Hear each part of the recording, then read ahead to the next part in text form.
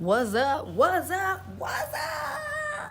Hey everybody, welcome back to 2 Minute Beauty. Y'all, I miss y'all so much. Like, honestly, y'all, I don't know if y'all understand like how excited I am to be able to do this. If you were in the room, you would feel my excitement. Like, hands down, elation. I am so excited for you guys to be back here. Today's show is about fear. So if you guys missed last week's episode on Tuesday, Pastor Ryan Perkins was here talking about fear, what it is, what it does to a believer in our hearts and in our minds, and gave us some really good nuggets, y'all, about how to overcome that thing. And so if you're struggling with fear, if you've ever struggled with fear, and you have not seen it, please go back and watch it before you watch this video, because this video will probably make a lot more sense once you watch the first one. So I'm back, y'all, here to recap my thoughts on last week's episode, which was episode numero dos. And so here we are. So I'm here to share some real life stories about fear and things that it did to me, and hope that it blesses you guys. And y'all already know what I'm finna say. Questions, comments, concerns, prayer requests, just drop them down below and I will get with you. I want to apologize to Miss Felicia. Miss Felicia, you won like square and fair. Wait, fair and square. But girl, your calendar is like literally sitting right next to me. Like, I'm going to the post office tomorrow and I'm putting it in the mail. I promise. I apologize. I'm sorry. Miss Felicia was the winner, y'all, from last week's giveaway. And so give it up for her. This week's giveaway is nothing but this lipstick combo that you see right here. It's 2 lipsticks put together. And so if you want to win this week's giveaway, just stay tuned to the end of the show and I'll let you know how to do that. So yeah, without further ado, let's get started.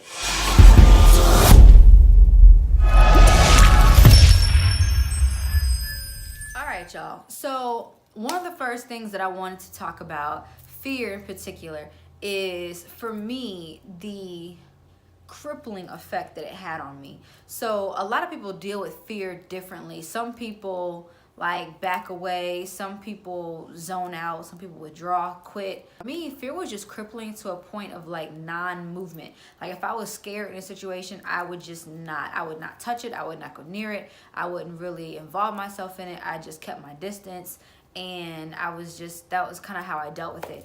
And so a lot of my issues, a lot of my personal fears really came from women. When I was, some of you may know this, maybe some of you who knew me from childhood may have known this or not, but I was bullied a lot when I was a little girl. I was an extreme tomboy. Oh my gosh, I feel like my mom had to beat me into a dress. Like I didn't want to iron my clothes, do my hair, nothing. None of the above was my thing. And so as I got older, I definitely developed and grew to appreciate femininity and ended up being a spokesperson for it. But in the beginning, it just was not like that. And so my fear of women came from being bullied. I was bullied a lot by women, girls at that age. And so when I grew up, I had a very bittersweet relationship. And then I ended up forming some better relationships toward like the end of my high school year, and then going into college. And then right in college, Ryan and I were married and we moved. And so then a lot of the friendships that I did have were, they just weren't as strong. They were severed and just not as close. And so when we started ministry, I had no idea how brutal women could be. I had always had my guard up because unfortunately my parents separated and eventually divorced, and there was infidelity in the marriage. And so I already had, I think, a preconceived notion of women just in general being harmful, more harmful than helpful, more dividing than I guess unifying. And so with that being in the back of my mind, I think that played a lot into a lot of situations that I was put in. And when you're in ministry, you're called to love everyone. And if I don't know if you guys have been to church, but let me tell you, down here in the good old South, when we go to church, maybe it's different on the East Coast, West Coast, or in the North, but there's generally more women than men in church. And so when my husband would pastor, when we would minister, there were always so many women who would flock to him and would want help and would want this and would want that and would want to connect and want to talk and need counseling. And it played on me so bad, y'all. Like, I would cringe. I honestly would. I would cringe every time someone new would come around, because my husband is just, he's so loving. He's so very open. He's willing to help anybody. And, I'm in the back being cynical and skeptical. Like, I don't know about her, or watch her. And I mean, clearly the way that I'm saying it to you was not the way that I'm saying it to him. It was with much more attitude. It was just like, nah, we ain't, not her. And so God really brought me into a lot of situations where he gave me the chance to self-correct. Now let me tell you about this, y'all. When God gives you the chance to self-correct, do yourself a favor and take the chance. Take the opportunity. Because when you don't, you're usually going to run up on a test that you can't get out of. You're usually going to run up on something that he puts you in a certain situation or event that comes your way.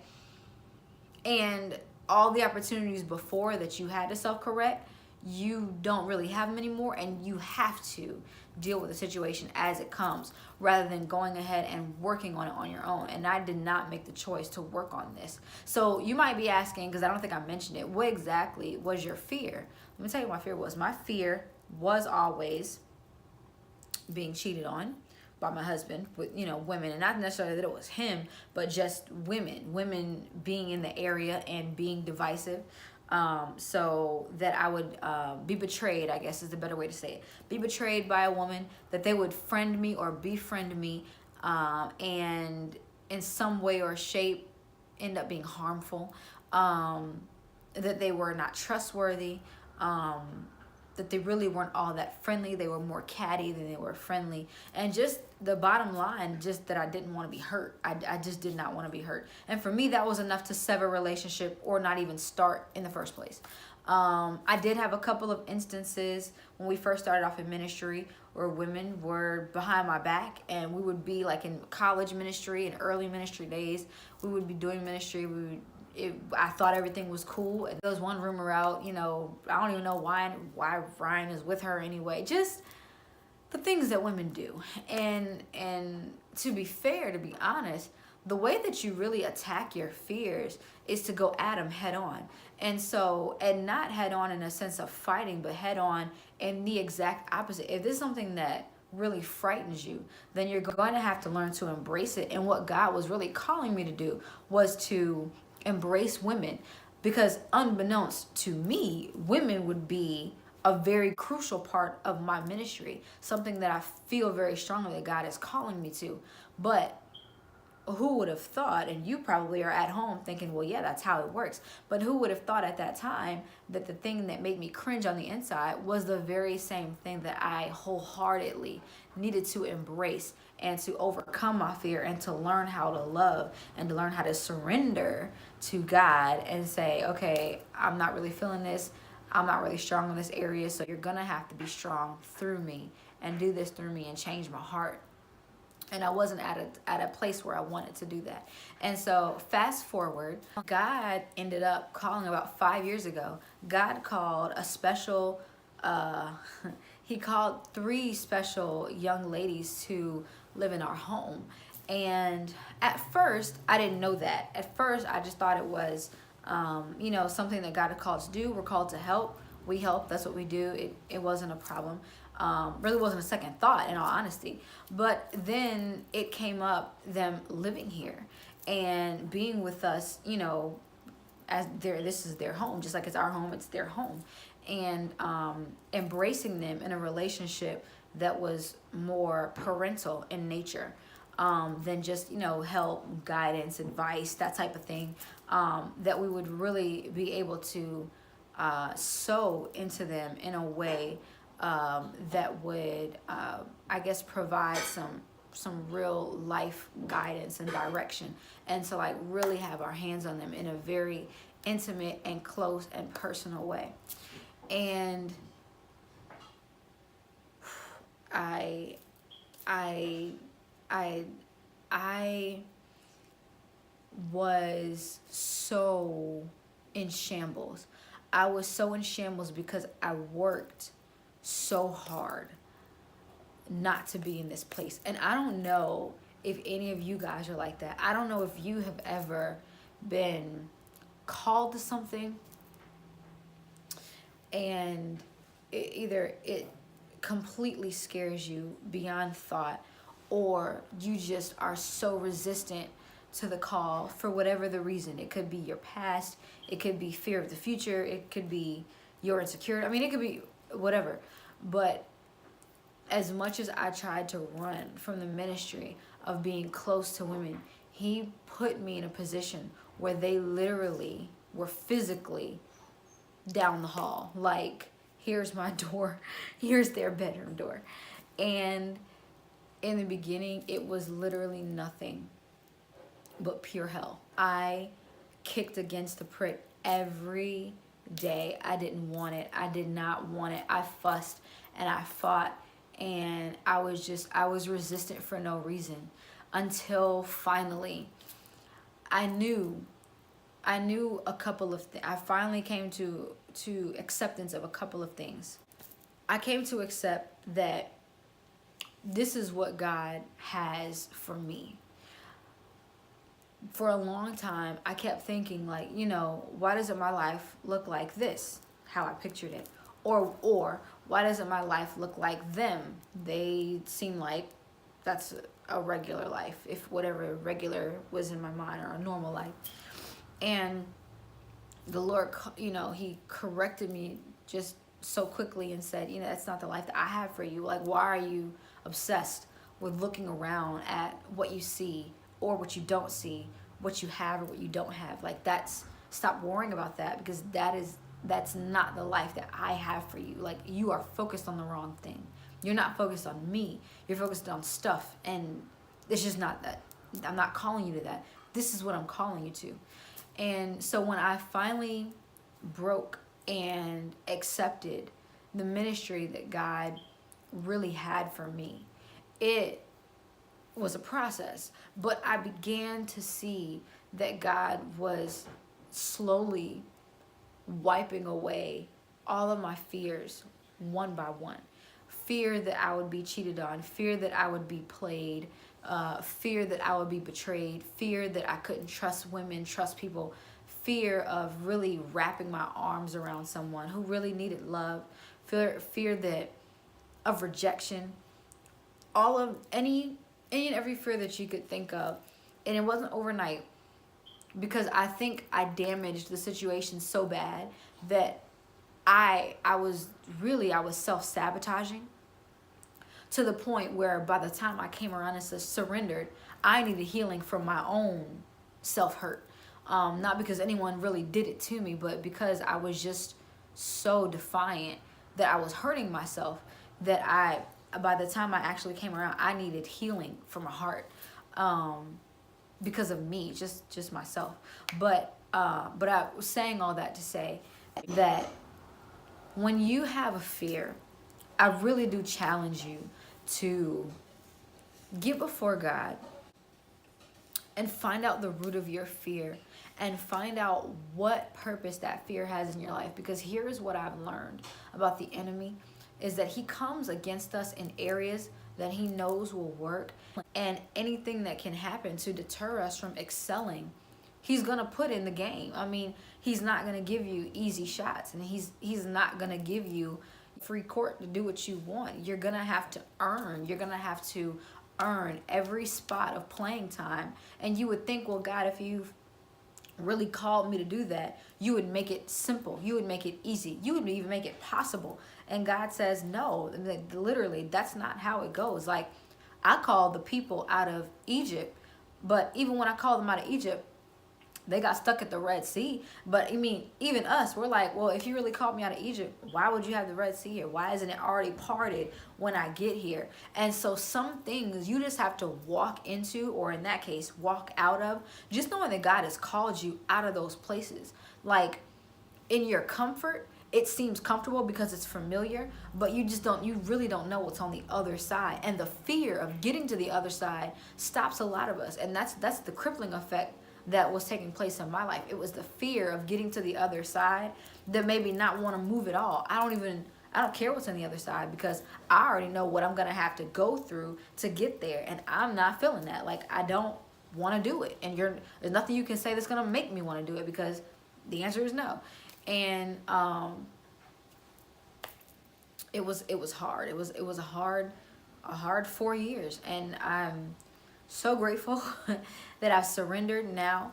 And I live in a lot more peace, and I live in a lot more freedom, and I'm still learning, and I'm still being healed. I believe I'm still being healed, but and fear still rises up. It still comes along, but the confidence level that I have is so much higher now, because as I overcome small situations day by day, I'm able to see God's hand move in ways that I could never explain.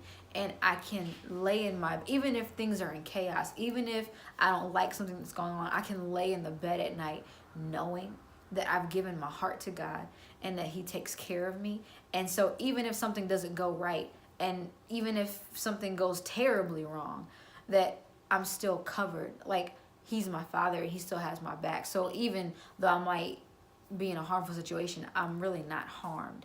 And the level of peace that I feel now is so much greater than anything that I ever would have imagined that I could feel. And I'm able to love, I'm able to embrace, I'm able to be understanding, I'm able to show compassion. Just things that you would think are general about a believer that just come with the territory of being a believer, but I resisted every single one of them. The fruits of the Spirit are evident in my life because I surrendered. And some of us are just not surrendered. And so I really just wanted to come to you guys today to tell you that fear exists in your life to stop you from getting to a certain place, and we just shouldn't let it. Whatever we can do to bring ourselves to points of surrender in our lives, those are the things that we really should be partaking in. And I just want to encourage you today to do that. This is a small exercise, and I want you to do it if you're listening to this, and if you've got, do not do this while you're driving, but if you've got like an extra, I don't know, 2 or 3 minutes, just indulge me for a second. And if you want to know what fear is in your life or how fear makes you respond, you can do this quick exercise with me. It takes just a second. And if you guys feel comfortable enough, please share below what you think once you do the exercise, because I really am interested to see what you guys think. So, all right, let's try it out. I'm going to recite a scenario for you, and as the emotions come up, just don't write them down. I want you guys to keep your eyes closed, and at the end of the scenario, I want you to write down what you thought you were gonna do and why. Okay, it'll make sense as I go along, but okay. So here you go. If you got some quiet time, sit down, close your eyes. Here's the scenario. Okay, you're walking up to a house. Outside of the house, there's a white fence. The house is yellow. It's a 2-story colonial style home. Green grass, the lawn is cut. There's a nice brick walkway up to the front door. Okay, you walk up on the porch. This is your house. You walk to the front porch. You take out your key. You unlock the door, open the door. You walk in, close the door behind you, and you turn around. When you turn around, you see a nice entryway, wooden floors, a nice staircase going upstairs is on your left-hand side, and in front of the staircase on your left-hand side is a door. It's a walkway. You walk through the walkway, and you are in the dining room. There is a nice large window. The sunlight is shining through. It's a beautiful day outside. Your house has just been cleaned, so everything smells good. The air is fresh. It's a beautiful day. You put your keys and your purse on the table. Your dining room table is set. It's got a white tablecloth on it. There's a bouquet of orange flowers on the table. House is to yourself. It's nice and quiet. You already have plans to go upstairs, to run a hot bath, to relax for the evening and get a good book and maybe watch a movie before you go to bed. Dinner is already in the refrigerator because it's leftovers from the night before. You literally have no cares in the world. It's a great day. So you pull out your phone from your purse, you look at it, you have no messages, you're good. So right now you said, gee, I'm tired, I'm getting ready to go upstairs and run my bath water. You turn back around to head back towards the staircase, and when you turn around, you see a 7-foot giant bear staring at you in the face, growling, foam coming out of the side of his mouth, black eyes peering over you, looking down on you. He hasn't moved, but there's maybe 1 foot of space between the two of you. Look up at him, freeze, open your eyes. What are you going to do? That is the end of the scenario. Let me tell you what the scenario does. Depending on how you respond, it lets you know what your fear truly is. In my fear, I panic and start crying. All right, that's my mechanism. I freeze and I panic. I panic because I know that there is no way that I can beat up this bear. Okay, there's no way that I can win this fight. Why do you freeze and panic? When you freeze, is it because you have nowhere to run? Because if so, that means you generally tend to run from your problems. If you don't panic at all, you're a straight G, and I'm about to invite you to the next show. If you pick up something and try to hit the bear, that speaks something to your fight back that's on the inside of you. That you might lose the fight, but you ain't going down without a fight. So whatever it is that your natural response is in that moment, I want you to write that down. And when you write it down, just meditate on it. Just meditate on your thought. Meditate on the emotion that it brought up. Because more than likely, when you are face to face with fear, unexpectedly, that's what you tend to resort to. So anyway, if you guys know what that is and if you feel comfortable to share, I would love for you to share. Write your comments below. I would love to hear from you guys. So that's all I got. Oh, if you want to win these 2 lipsticks that I'm wearing, I need you to like this video. I need you to make a comment down below, and you have to participate in the scenario. So if you want to win, you're gonna have to say what your fear is or what your thought is when you're fearful. So I love you guys. I'm so happy for you guys joining in. Stay tuned with us for next episode, and if there's any topic that you guys want to discuss or know about, then please do let us know. Until next week, I'll see you guys later. Bye-bye.